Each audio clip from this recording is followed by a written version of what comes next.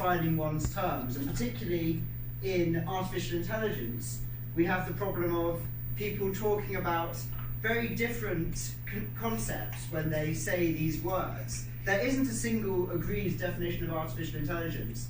And the trouble with that is you often get people talking at cross purposes. Some people will say, well, there is no such thing as artificial intelligence, so we don't even need to have a conversation about it.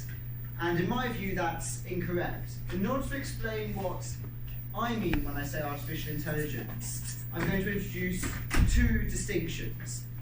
The first, and probably the more important one, is between automation and autonomy. In my view, artificial intelligence is a technology, is a system which is autonomous. And by that I mean that it is able to come to a decision, to make a choice in a manner which is not pre-programmed, which is not preset. This can be contrasted with automation. Automation is the fulfillment of a task traditionally carried out by a human or animal by some form of mechanical or otherwise artificial means. So on this side of the screen, you'll see a decision tree. It has a series of logical propositions. If yes, then this. If no, then that. Now that's the way that traditional computer programs are set up. They're based on an algorithm, which is a set of instructions, which says that in a given situation, this must be done, and you then move to the next stage. The reason why that, in my view, is not artificial intelligence is because everything in that decision tree is preset by the designers. Everything has been pre-programmed. This is the nature of what's known as expert systems, which are sometimes described as by people as artificial intelligence. But in my view, an expert system which codifies what is perceived to be a series of logical propositions, that doesn't count as true artificial intelligence. What is true artificial intelligence, and what the aspects that are interesting and novel from a legal and ethical perspective, are the autonomous types of programs. And in recent years, with the advent of, or rather the reinvigoration of machine learning and other associated technologies, we've seen far more things using autonomy. So on that side of the screen, there is AlphaGo, which I'm going to come back to and talk about it in due course. But in short, it is a program which is based on machine learning, which was designed by a UK company now owned by Google, called DeepMind, and it is able to play the game Go without being programmed exactly how to do so. The next distinction is between narrow AI and general AI. A lot of people, when they say AI, particularly politicians and particularly in the press, are thinking about general AI. So that is an artificial intelligence that's able to undertake any form of task, that can operate under uncertainty, that can set new tasks and new goals for itself, that resembles in some way humans, that has a degree of consciousness. That is a form of artificial intelligence, but clearly we don't have anything that remotely resembles that in the world today. Some people are doubtful as to whether we'll ever get there, but for present purposes, whether we will or we won't is irrelevant, because what we do have is narrow artificial intelligence. That is a system which is able to undertake and engage with one particular task, or perhaps a small number of tasks, in a manner which is intelligent. So the example over here is an image recognition piece of narrow AI. And in my view, the novel ethical and legal difficulties can arise even when we have narrow AI. We don't need to be at the stage of general artificial intelligence. And so that's why what I'm going to be talking about later is relevant now, not just in 50 or 100 years' time. So the next question, now we know what AI is broadly, or now I've stipulated a definition for present purposes. Is AI unique? Is it different from other technologies? A lot of lawyers in particular will say, well, we have lots of laws already, and AI is just complicated computers, and we have laws for computers, so we don't need any new laws for AI. Now, saying that AI is just complicated computers or AI is just algorithms is a true in a very literal sense, but it's also true in a very literal sense to say that the human mind is just electrical signals. That is literally true, but it doesn't really capture the essence of it. So what, if anything, is unique about artificial intelligence? In my view, it is the ability to do things autonomously in an independent manner from the programmers. So traditionally in law, we look at the cause of an event. We try to create a chain of causation between what's happened and usually a human decision maker. But with artificial intelligence, that becomes difficult because you have an intervening act between the ultimate outcome and the human who may have set up the system in the first place. I'll illustrate this with a story, because these esoteric concepts are quite difficult to necessarily engage with otherwise. And the story is about DeepMind and AlphaGo, the program that I mentioned earlier. So, as you may know, Go is a very complicated Asian board game, much more complicated than chess. Some people thought that a computer program would never beat a human champion at this game, but that happened in 2016. AlphaGo was able to beat Lee Sedol, who was one of the world champions, in a best-of-5 series. What was interesting was not that the computer beat the human, because computers have been beating humans, even human champions, for quite a long time. Think of Garry Kasparov in the 1990s with chess. What was interesting was the way that AlphaGo beat Lee Sedol. And there's one particular moment that is really key in thinking about this. That is Game 2, Move 37. AlphaGo did something which baffled everybody who was watching. The experts who'd helped train it, the programmers who'd set up the algorithms. Lee Sedol, who was playing, had no idea why. Everybody thought that the program had made a mistake. Everybody thought it had just done the wrong move. It turned out, several hours later, that this was the winning move. Essentially, AlphaGo had thought of a new way of playing the game that no human in the thousands of years of history had come up with. So that's just one example of the type of autonomy, the type of independence that AI can have. It's by no means the only time when this can happen, but I think that illustrates the fact that we now have artificial systems which can do things which are very useful, very interesting, but which are not necessarily within the control or predictive powers of even the programmers. So what problems can artificial intelligence lead to? In my view, there are three. Firstly, responsibility. Secondly, rights. And thirdly, ethics. I'm going to go into some detail in each of those. With regards to responsibility, who is liable if AI causes harm? And we've got various different legal concepts which we can try to use to tie AI back to some kind of a human, or perhaps a corporation. But at any rate, some kind of a responsible legal person. And you'll be familiar with these. There's torts, strict liability, product liability, vicarious liability, no full compensation, contract insurance.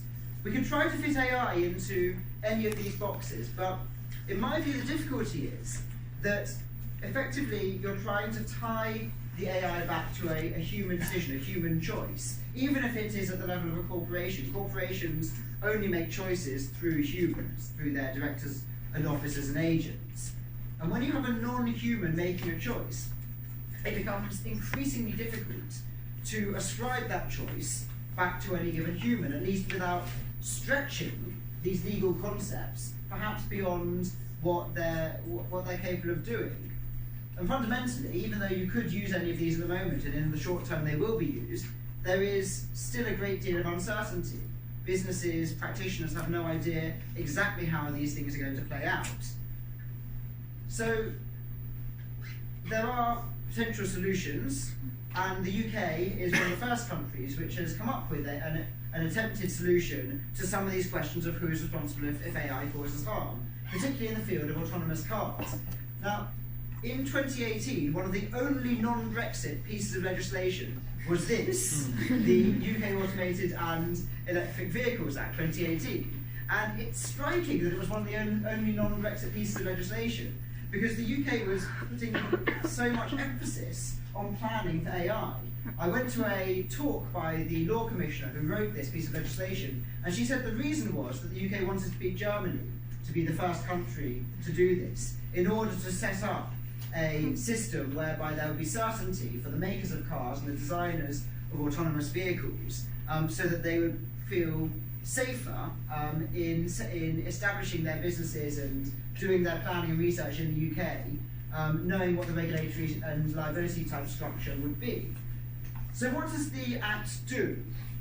It essentially provides that if a vehicle is insured, and there is a regime already of compulsory vehicle insurance in the UK, as I believe there is here, then the insurer has to pay out if the vehicle crashes and causes damage when it's driving in autonomous mode. So effectively, what the Act is doing is it gives certainty to the victim to say that you always have somebody who you can sue, and that person will be the insurer. So in a sense, it cuts out this uncertainty by just stipulating a particular party who is going to be liable. Now that's fine as far as it goes. The victims have certainty, the drivers have a degree of certainty, manufacturers and so on. However, the Act also provides that the insurer can then sue somebody else. The insurer can then seek whoever was liable or whoever was responsible for the crash taking place, whether that is the designer of the AI, another party, whoever. The point is, those secondary questions are left unanswered by the legislation. What it's doing is it's kicking the can down the road.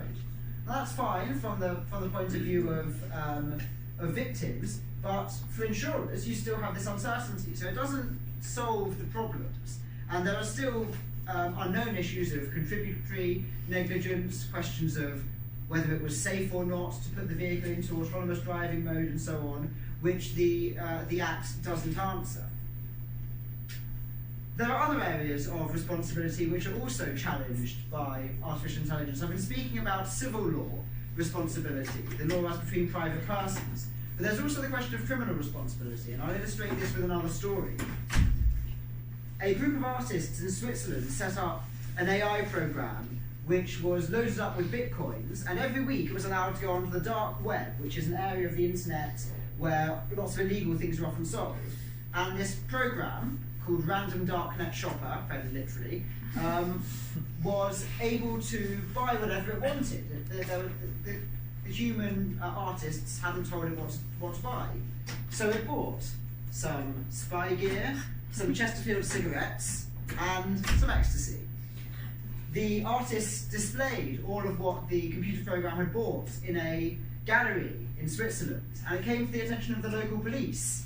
The local police weren't particularly happy about the ecstasy purchase, so they issued an arrest warrant for the artists and for the computer system. Now this was a first, the first time that anyone had even sought to arrest a computer system. What does it mean for a computer system to be responsible, to be liable? We have the concepts of actus reus and mens rea. Now actus reus, fine, the computer system bought the offending drugs. But mens rea, did the computer system have intent? If not, who did? Is there a gap here in the criminal law?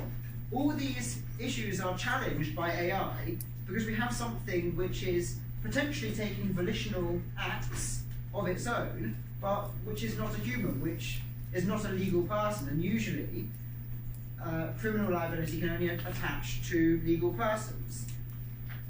Responsibility doesn't just exist in terms of causing harm. There's also the responsibility for beneficial things. And there are some creative acts, some beneficial acts, which also have legal consequences. So you'll see two pictures up on the screen. One is Naruto, the monkey, who you may be familiar with from the monkey selfie case. There was a British photographer who set up a camera, and Naruto picked up that camera and took that picture of himself.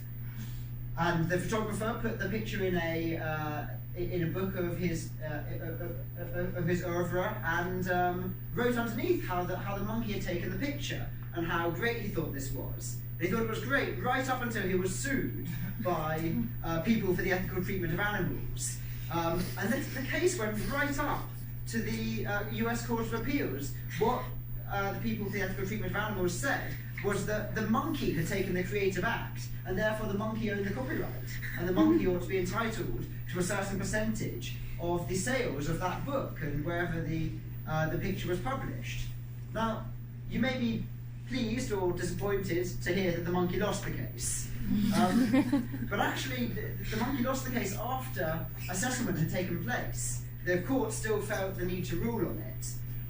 But this is a potentially analogous situation. It may sound flippant, but it's important in that even more so than a monkey does, which may not have no idea what it's doing, arguably a computer program, particularly one which is set up in order to undertake creative acts, does know up to a point what it's doing, and is perhaps more deserving of being described as creative than the monkey. So the other picture is a reasonably abstract painting created by an AI system, a generative adversarial net. This sold for $420,000 at Sotheby's earlier in the year. So it is serious business, the art created by AI, not necessarily just a gimmick. But the ownership of this is really rather unclear, because existing legislation on copyright only protects human acts of creativity. We can see this from the Canadian Copyright Act, which says that copyright shall subsist in Canada where the author was a citizen, subject, or a person. It goes on and gives a few definitions, but the key point is it has to be a citizen, subject, or person. AI is not any of those things, or at least not yet any of those things. Very briefly, there are also questions of free speech with regards to AI. If AI writes a book or creates some form of a political announcement, we don't know whether that is going to be protected under freedom of speech legislation at the moment. Again, freedom of speech legislation, we know it protects humans. We know in certain legal systems it also protects corporations. The Citizens United case in the US is an example of that. But does it protect AI? All of these unanswered questions at the moment. Now, I mentioned that copyright only protects legal persons.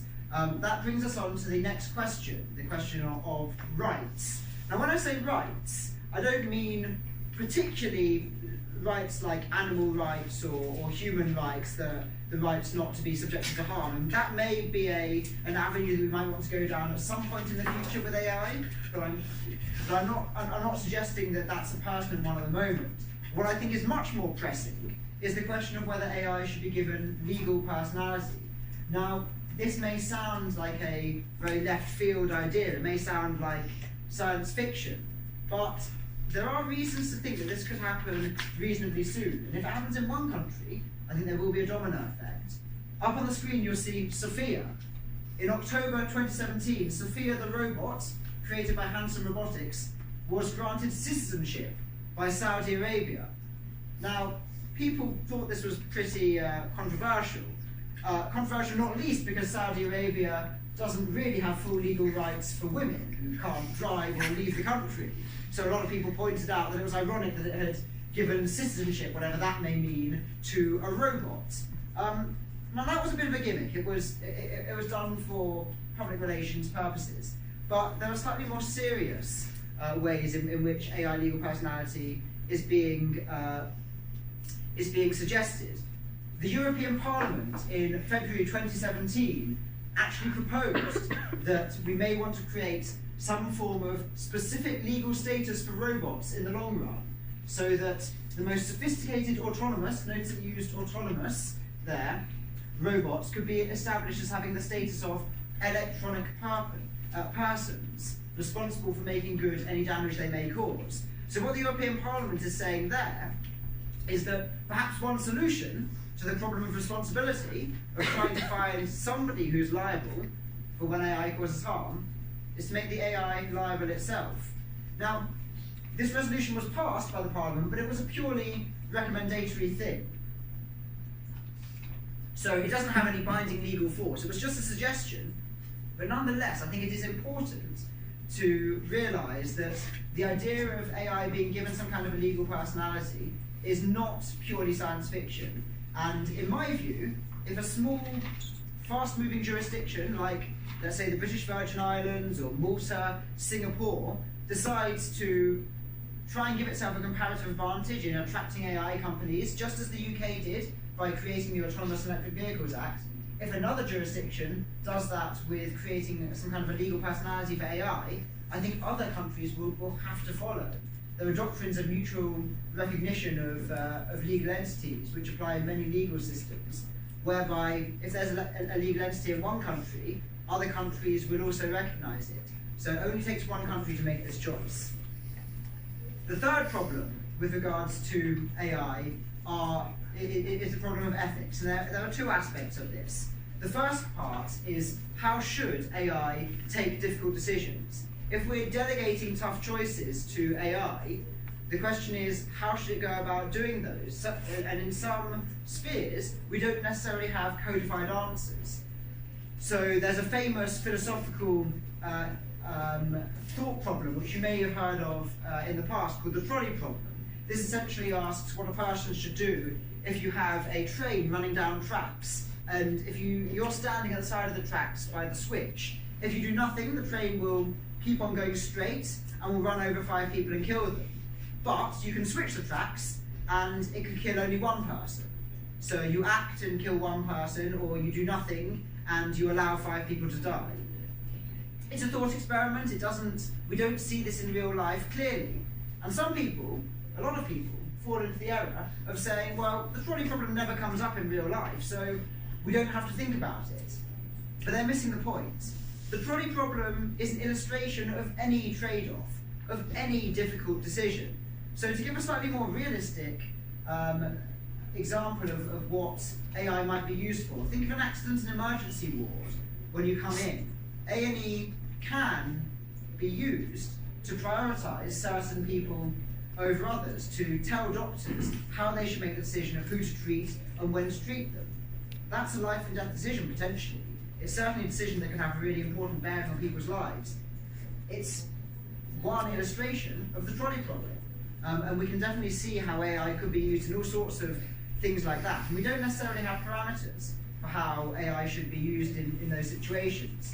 Another aspect of how AI should make choices is the extent to which it should be explainable or transparent. I'll come on to talking about, in a little while, some attempts which have been made to constrain this. But the key thing to flag is that is an aspect of how AI makes decisions, the extent to which we can understand how it's coming to those choices. The second ethical question is whether there are any decisions that AI should not take at all. So the ones that often come up are autonomous weapons, sometimes pejoratively referred to as killer robots. Should a robot be allowed to take those sorts of life and death decisions? Judicial decisions. Should a robot or AI be allowed to decide whether somebody should be freed or imprisoned? I've spoken about life and death medical decisions already. What about governmental and resource allocation, deciding whether to build a hospital in this town or in that town, deciding where a freeway should be placed? Again, increasingly AI is being used to, at the very least, augment human decision-making in these areas. And there are big questions as to whether this offends any fundamental rights. And there are already organisations which are shaping up to challenge what AI and what the users of AI are doing in all of these fields. The GDPR Article 22, which if people want to discuss later, perhaps we can come back to. I don't plan to go into it in detail here, but that gives a potential right to object to an automated decision being made about a person. So again, these are not just abstract philosophical questions. These are real-life questions that we're going to have to now start engaging in as AI becomes more widely used. So with that introduction to the problems that AI can cause, the final part of my presentation is going to be about how we can go about solving these problems. How do we go about addressing these 3 issues? There have been some regulatory developments with regards to AI. We're not just starting from a completely blank space. The first area to talk about, and this was the earliest adopter of any kinds of regulatory or ethical constraints for AI, and that's the private sector. So a lot of the major tech companies fairly early on realized that the AI that they were creating and using was leading to these novel problems. And so they came up with internal guidelines and internal boards of oversight, saying what they could and couldn't do and how they could use their AI. The most prominent of these probably is the Partnership on AI, which is a collection of different major tech companies. It was originally founded by the largest US tech companies, Microsoft, IBM, Google, and Apple, and so on. Recently, Baidu joined. Now that's interesting, Baidu being one of the largest Chinese companies. I'll come back to talking about China's role with regards to ethical AI regulation. But the fact that Baidu has joined the partnership is significant because it shows a greater willingness by Chinese companies to engage with these kinds of ethical constraints, which people, particularly in the West, may have thought was unlikely in the past. The main issue, though, with all of these regulatory initiatives from the private sector is that they're non-binding. The companies set the rules and they can choose whether or not to enforce them, and needless to say, the answer is almost always that they don't enforce them because it's not in their economic interest to do so. And companies, as you'll know, have a legal requirement to maximise profits as a general matter, and setting ethical standards isn't necessarily compatible with that. If there's a fight between the two, it's going to be the profit maximisation which will win. So the answer, I would suggest, to the questions that the AI raises is not in the long term going to be in private sector initiatives. What about national initiatives? Well, Canada has an AI strategy which does involve some legal and ethical constraints. I'll speak about those in a couple of slides' time. Lots of other countries have also proposed various different ethical and regulatory codes for AI. In fact, there's a really increasing number of ones doing so. In particular, I'd like to draw your attention to the Chinese initiatives. So in 2017, China launched a development plan for artificial intelligence. This was fairly well covered in the press, particularly the parts where it said it wants to become the world leader in developing artificial intelligence. That aspect, as part of China's industrial strategy, using artificial intelligence to make economic gains, that's reasonably well understood. However, another aspect was largely ignored by the Western press, and that was China's desire to become a world leader in making the rules for artificial intelligence as well. I mentioned that often people in the West see China as being opposed to rules in this regard, and that's absolutely not the case. What the Chinese publications state is that China does want to engage in these, but so long as it is the driving force in so doing. Their idea being that you have a lot of soft power from writing the rules. So to take an example of the US in the 1950s with regards to the Bretton Woods Accords, where the international monetary system was designed, the US then gained a huge amount of soft power throughout the latter half of the 20th century and going into the 21st century by virtue of the fact that it had written the rules, and the key institutions were all based in the US. China, particularly with the US now stepping back from a multilateral rule-making role, really wants to step into that void with regards to AI. And I think that Baidu joining the partnership on AI is an example of that, particularly given how closely aligned the major Chinese tech companies are with their government policy.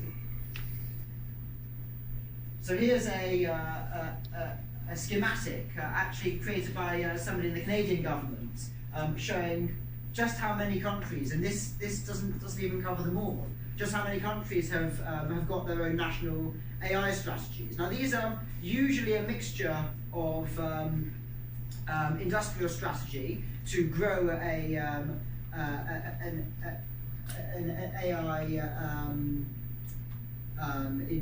industry within each individual country, but they also have certain regulatory aspects, and often they are linked. I think if regulation is done well, it is supportive of creating an industry, as we've seen from the UK's attempts with regards to autonomous vehicles. Notably, Canada was one of the very first countries to create an AI strategy. What you also notice that it's only really since 2017 this has been happening. So governments are starting to realise that AI does require some kind of a new approach, and they're now really scrambling to get on top of things. So aside from national governments, there are also international organisations which promulgate various technical standards. The IEEE is one of these. This is a technical body which sets a lot of standards in computing and associated engineering. Wi-Fi is something that they're particularly famous for.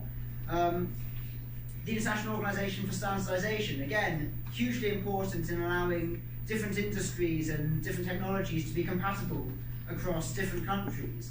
Generally speaking, the rules and the guidelines which are set by these organizations are not binding unless countries within national law decide to make them part of what companies and individuals are required to do. But they're an important source of regulation for AI. Now, particularly with regards to the International Organization for Standardization, they have a new standard specifically for AI called SC42. I mentioned that China was very interested in becoming a world leader. So, the first meeting of SC42 was in China. The first chairman of SC42 was from Huawei. Now, at the time, this was perhaps less controversial than it is now, but again, that's an example of China really taking a leading role in setting worldwide regulation for AI. So let's now look at Canadian policy. Alex Benet, the Chief Information Officer for the Government of Canada, made an announcement that Canada is going to be using AI for the types of resource allocation type activities that I mentioned previously, so assisting government in making the really difficult choices as to what it should spend its limited resources on. And he indicated that there's going to be a directive on automated decision making. I'll look at a few of the terms of that draft directive. It hasn't yet been put into law, but there is a published draft which is being updated regularly. And there are also going to be algorithmic impact assessments when AI is used. So this is going some way towards answering the questions in the ethical section of the problems that AI causes. How should AI make difficult decisions? That's in the directive on automated decision making. And should it be making decisions at all? That's largely the algorithmic impact assessment. The key thing to remember with regards to this announcement is this is just with regards to the government. It's not saying what private sector users of AI should be doing, but it might possibly be an indication of the way that Canada might be moving in the future. So again, Tim Dussman, who was the creator of the schematic I showed you earlier, has said that the CFAR, AI and Society Programme, examines the policy and ethical implications of AI. So Canada is looking into the ethical side of AI. As yet, nothing binding though. So it's looking into it, it's cognizant to an extent of the issues that it will give rise to, but not yet any binding laws. What about internationally? So Canada has teamed up with France, Trudeau and Macron, both leaders who are very interested in and engaged in the power of new technology, and they have agreed to create an international panel on artificial intelligence, which will be looking into the kinds of ethical and legal issues that I've raised. But again, we don't know what it's going to be doing. We don't know whether it's going to be duplicating existing efforts. Generally, what I would say about the trend of AI regulation internationally is there's no shortage of bodies who are saying that they're going to come up with the rules. The problem is none of them have come up with any rules yet. They're all at the level of saying how wonderful it would be to have AI policy without yet developing it. So let's look a bit more closely at all these different codes. What I've done in this diagram is taken various of the code, particularly the non-national ones, and plotted the kinds of things they're asking for. And you'll see from the levels of ticks that there's actually a lot of overlap between all these different codes from around the world that people have been proposing. I'm going to focus on one of them, where you'll see there's a tick in every box. That is the suggestion that AI should be, in some ways, explainable or transparent in the way that it makes its decisions. That sounds very sensible. It might be okay to have AI making an important decision about us, but we should know how it's come to that decision. We should be able to open up the bonnet and to look inside. That all sounds great, and lots of policymakers have come to that conclusion. So the GDPR does this.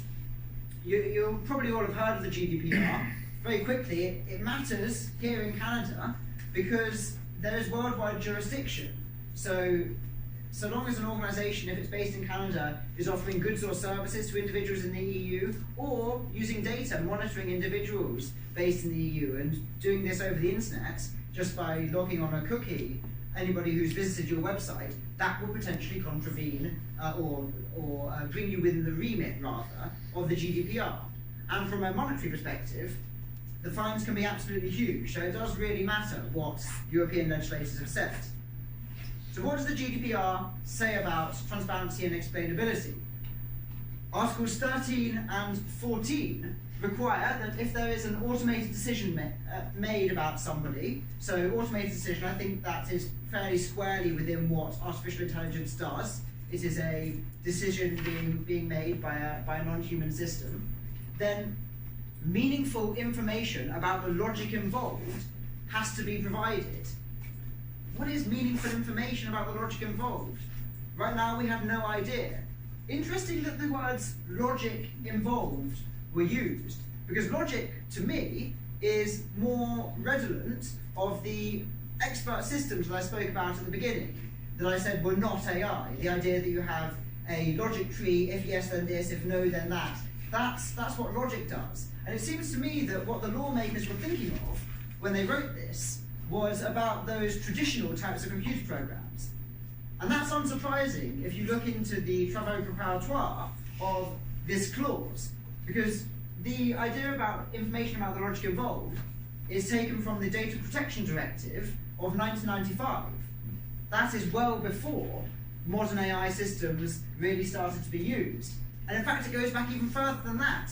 It goes back to a piece of French law from the 1970s. So we can really see that this language that's now in very modern law that came into force in May 2018, that applies to companies and individuals all around the world, is not necessarily based on the latest science and not necessarily designed to be compatible with the latest artificial intelligence systems. So why is this difficult for AI? Why can't we just ask an AI system to explain itself? In order to understand why that's a problem, it's important to think a little bit about how autonomous systems work. Neural nets, which is the basis for machine learning and other types of modern AI systems, are what's often called black boxes. That is to say that from a human outsider's perspective, it can be very difficult, if not impossible, to explain why they've come to a decision. They might come to a very helpful decision, they might come to a decision which is much better than a human can, but actually saying why they've done that is very hard, because they don't think the way that humans do. They don't operate in a linear fashion. They operate through nodes being activated, much like neurons in the human brain. And we don't have a very good explanation for how neurons come to a decision. And in the same way, we don't have a particularly good explanation for how a lot of AI systems can do that. And so there is a trade-off then between the effectiveness of AI systems often and the ability to explain them. And I think this is a trade-off that the European legislators have not paid sufficient attention to.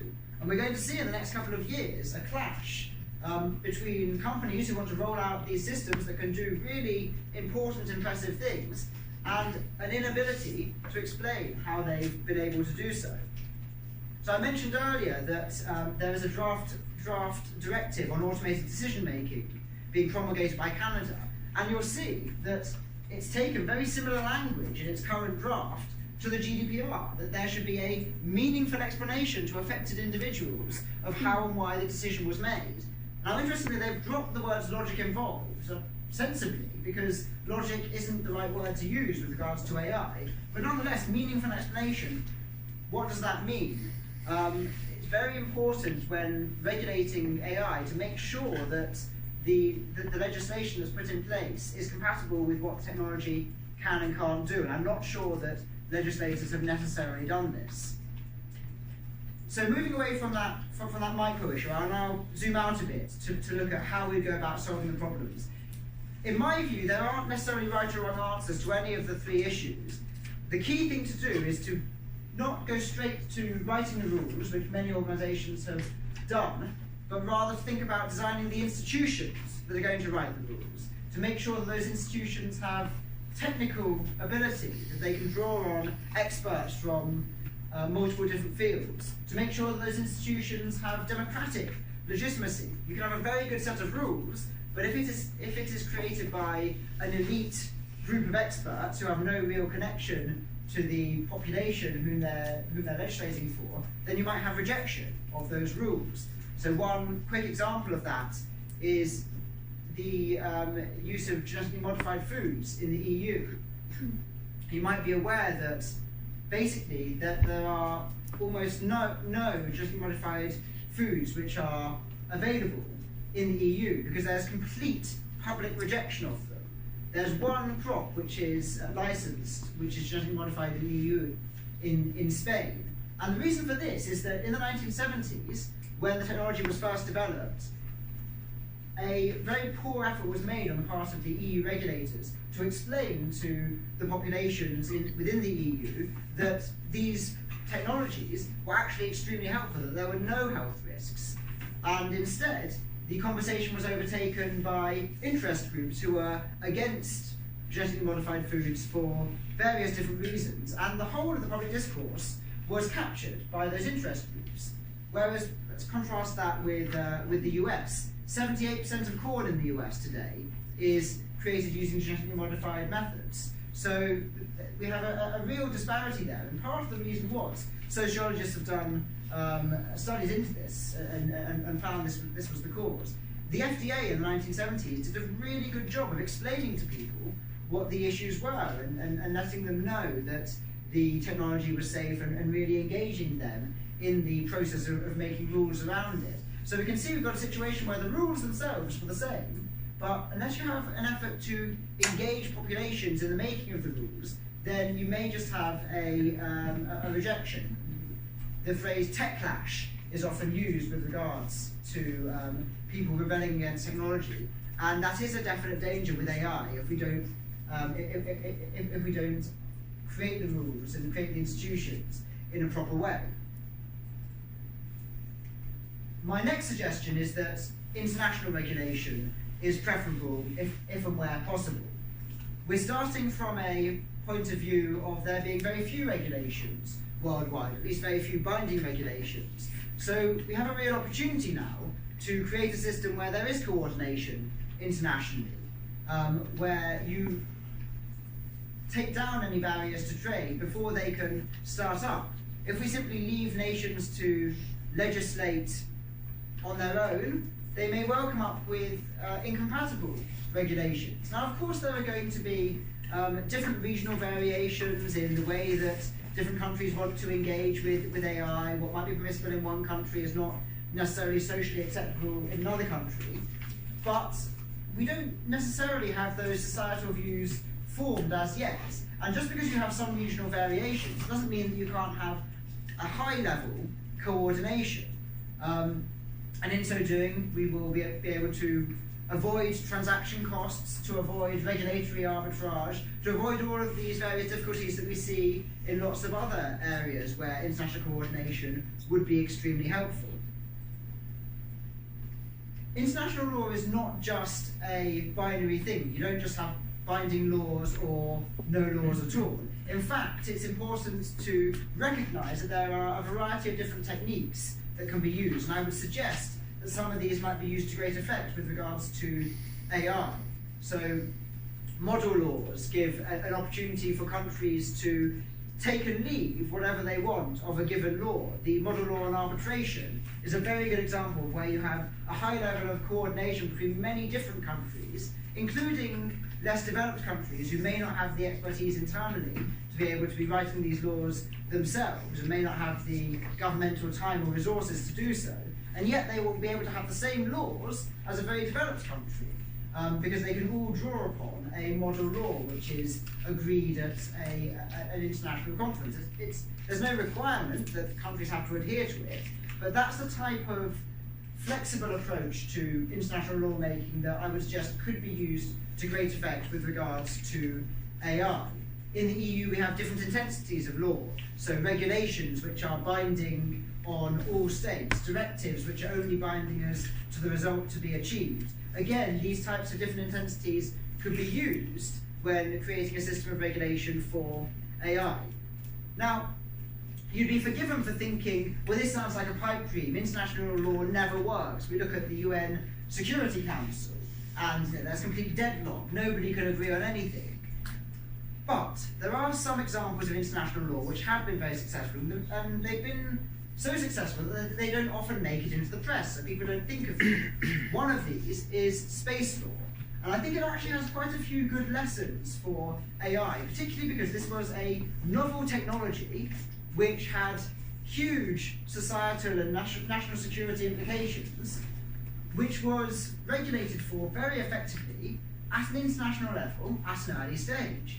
So in the 1960s, at the height of the Cold War, when the US and the USSR were as close as they could possibly have been to destruction of each other, they nonetheless agreed the Outer Space Treaty in 1966, which set various high-level parameters for what could and couldn't be done in space. So no weapons on the moon, no weapons in orbit.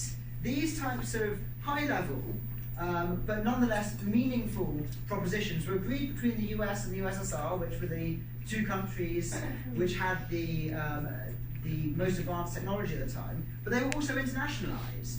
It was they were made multilateral through the auspices of the UN. So you have a large number of countries buying into this, and today it's still incredibly important. We would be very unlikely to have any of the satellites in orbit around the Earth now, which give us GPS and the internet and all sorts of important services, were it not for the early steps undertaken in the Outer Space Treaty. So that's just one example of where there has been successful international regulation of a new technology. I'm not saying it's exactly like space, but the key point here is that it can be done and there is precedent.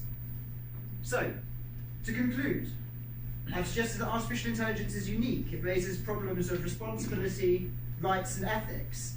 I don't think government should leave the regulation of these simply to tech companies. International coordination is key to success, and in all of these regards, there's a real opportunity right now to set regulation before it develops in a fragmentary and ultimately damaging way. In order to set rules for robots and AI, the challenge is clear, the tools are at our disposal. The question is not whether we can, but whether we will. Thank you very much.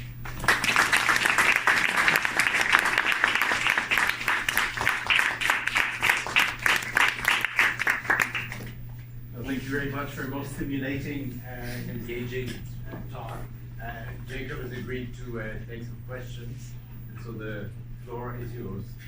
We have about 15-20 minutes for questions. And also, so you know, the talk has been filmed and the PowerPoint slides will be on our website and on our Facebook page. So make sure you follow us. We're also on Twitter. Our next talk will be on Monday on the same topic, on robots, sort of continuing the whole debate with Professor Kristen Thomason from the University of Windsor. Same time, bigger room this time. So make sure you come as well. So thank you.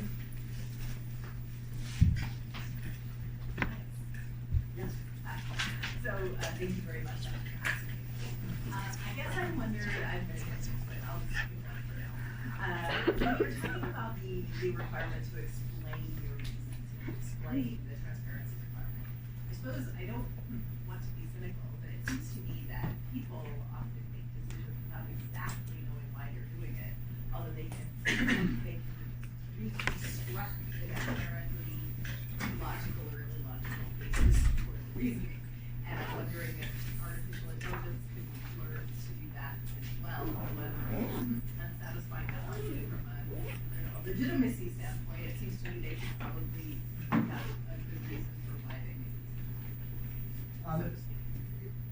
Two great points in there. So firstly, the idea that human decisions are often inscrutable, and the ex post facto descriptions or explanations that we give may well not represent the internal reasoning that actually went on.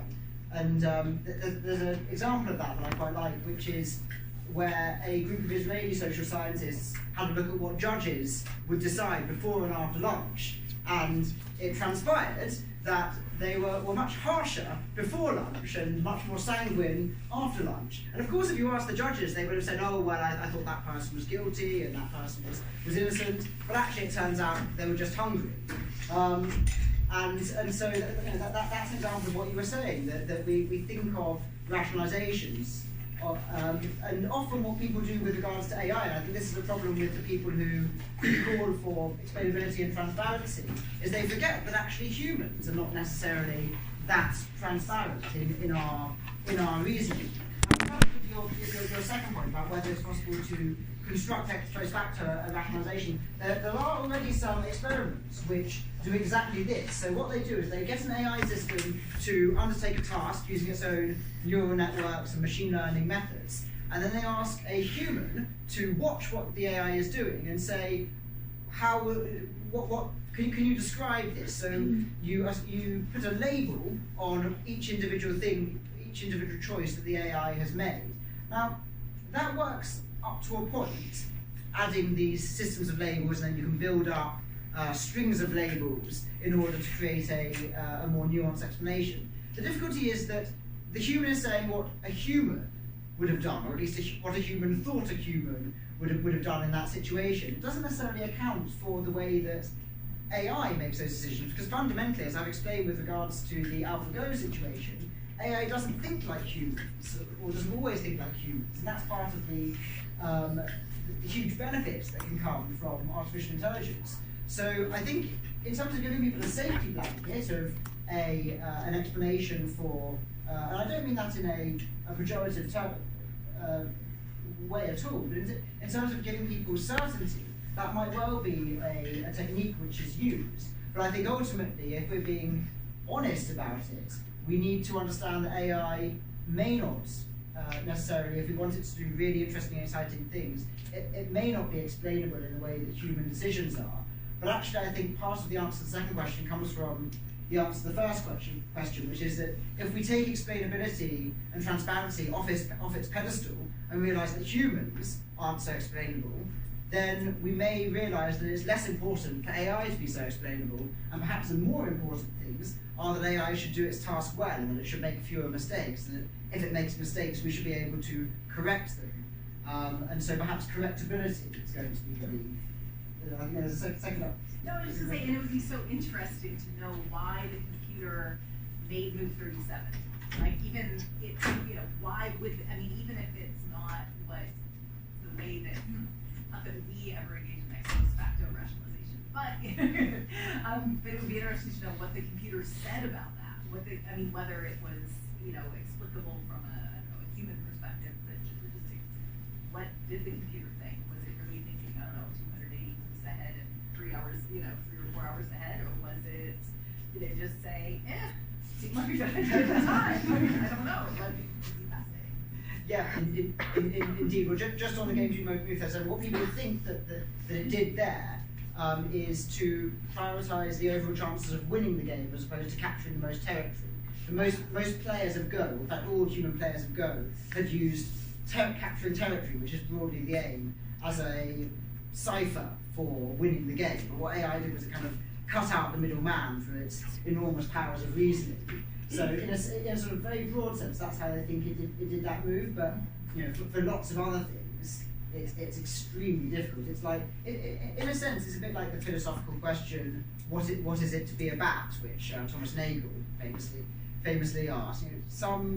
When you're looking at another decision-making system which is not like ours, it's very difficult for our brains to get inside that decision-making system. So just as we can't necessarily always understand how animals, or indeed other humans, do things, we may just have that gap with regards to AI.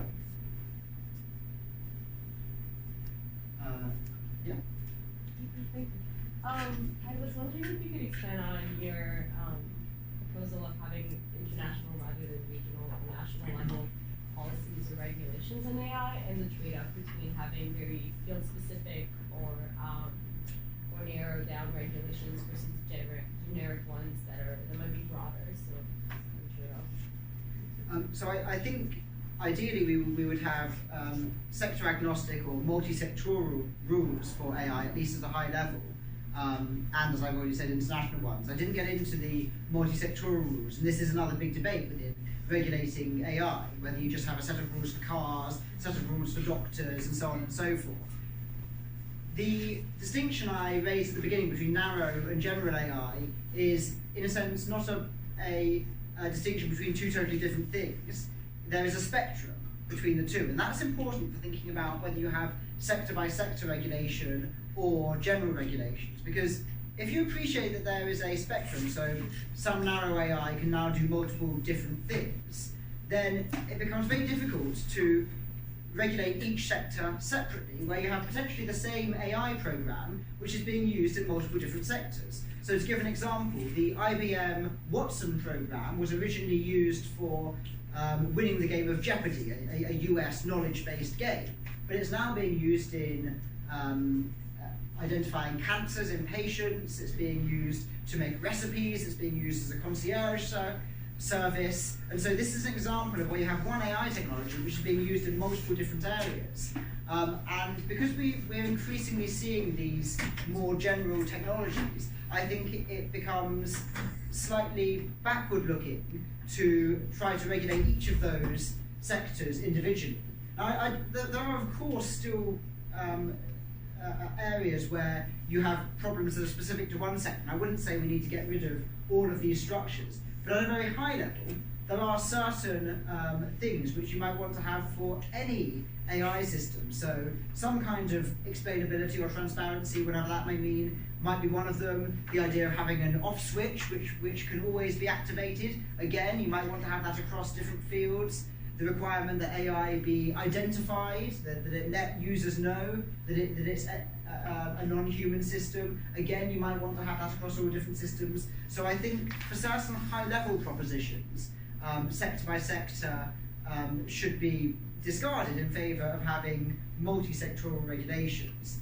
And with the international system, essentially my view is that all things being equal, you'd want to have the same laws across different countries so far as possible. We have techniques for ensuring that there is democratic and political legitimacy close to the level where decisions are being taken, as well as coordination internationally. So subsidiarity, which is a concept from the Catholic Church, but is used heavily in European decision making, is a good example of this, where you say we do want to have coordination, but we also want to balance that with local decision making. And I think that's the kind of thing that you could use in striking that balance between local decisions which are suitable for the people to whom they're applying and having as much international coordination as possible.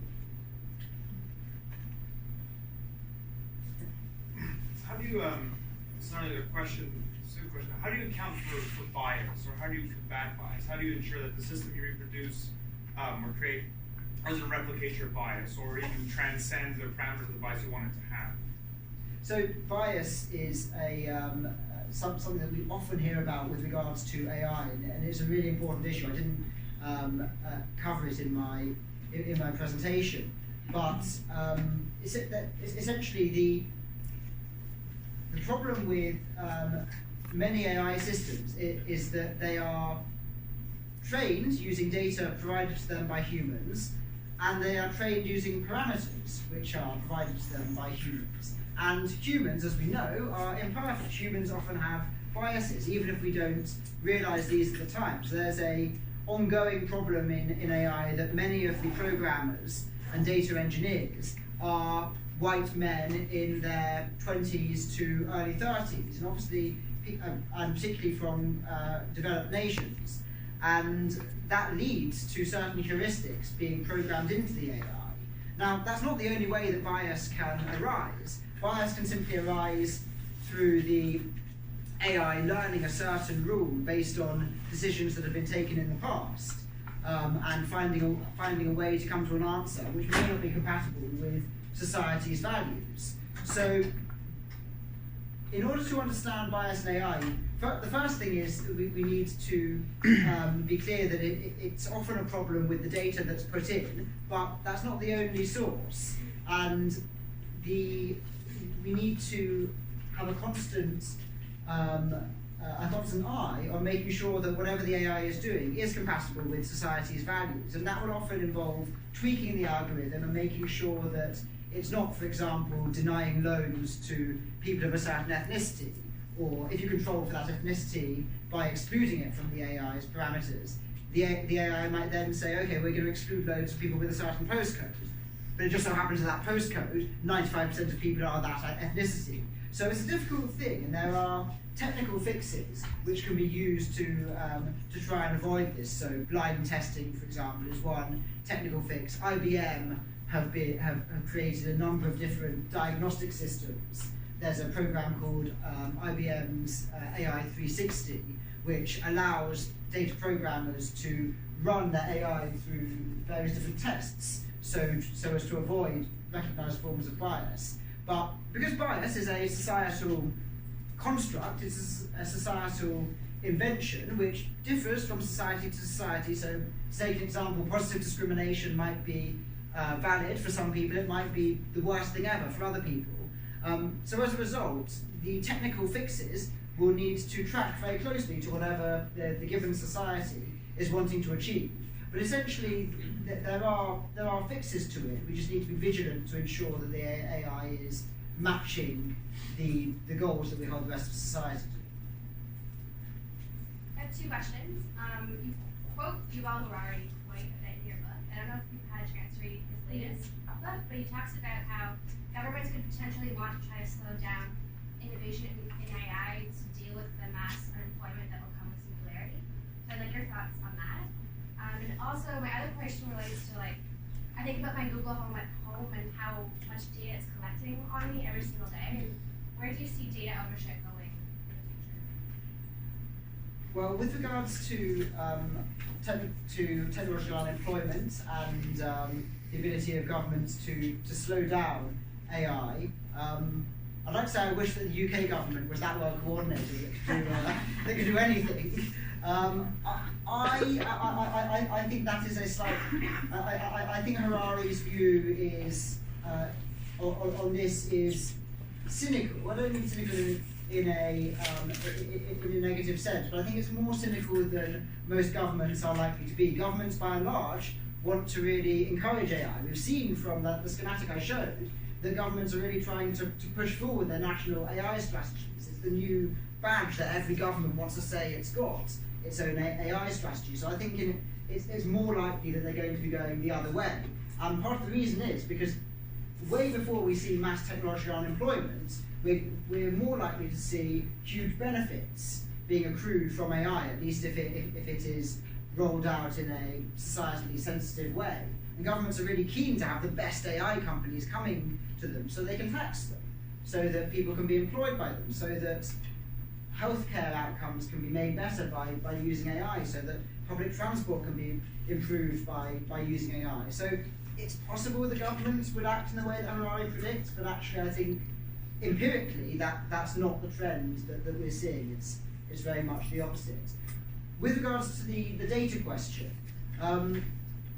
this is a personal choice that we all make. I mean, if you told a CIA operative back in the 60s that you could make every single person in the country carry around a device which recorded not only your location, not only everything you say, but also your innermost thoughts by what you type into it, they would have said, you're joking, this will never happen, that would be the greatest thing ever.